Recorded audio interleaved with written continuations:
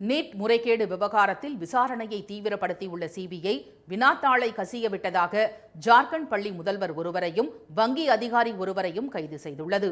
மாணவர்கள், கல்வியாளர்களின் எதிர்ப்பை மீறி தொடங்கப்பட்ட நீட் தேர்வு ஆண்டுதோறும் பல்வேறு சர்ச்சைகளை ஏற்படுத்தி வருகிறது.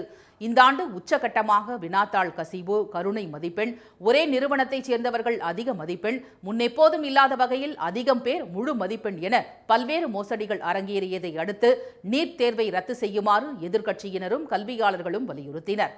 உச்சநீதிமன்றமும் பல்வேறு கேள்விகளை எழுப்பிய நிலையில் நீட் தேர்வு முறைகேடு தொடர்பாக சிபிஐ விசாரணைக்கு உத்தரவிட்ட மத்திய அரசு தேசிய தேர்வு முகமையின் தலைவரையும் பதவியிலிருந்து நீக்கியது.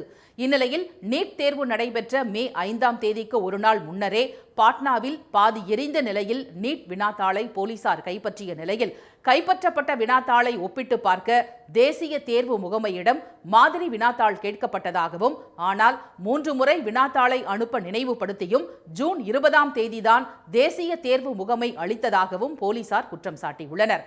இதன் பின்னரே மாதிரி வினாத்தாளுடன் ஒப்பிட்டு பார்த்து 68 வினாக்கள் மற்றும் தேர்வு தேதி, தேர்வு மைய எண் உள்ளிட்டவை ஒரே மாதிரி இருப்பதும் ஜார்க்கண்ட் மாநிலம் ஹசாரிபாக்கில் உள்ள ஓயாசிஸ் என்ற சிபிஎஸ்இ பள்ளி தேர்வு மையத்தைச் சேர்ந்தது என்பதும் கண்டுபிடிக்கப்பட்டதாக போலீசார் கூறினர். இதனிடையே இந்த பள்ளியில் விசாரணை நடத்திய சிபிஐ அதிகாரிகள் வினாத்தாள் வைக்கப்பட்டிருந்த 2 பெட்டிகள் தவறான முறையில் உடைக்கப்பட்டிருந்ததை கண்டுபிடித்து முறைகேடு நடந்ததை உறுதிப்படுத்தியுள்ளனர். வினாத்தாள்கள் வைக்கப்பட்டிருந்த ஹசாரிபாக் ஸ்டேட் வங்கி மேலாளரிடமும் விசாரணை நடத்திய அதிகாரிகள் அவரையும் கைது செய்துள்ளனர்.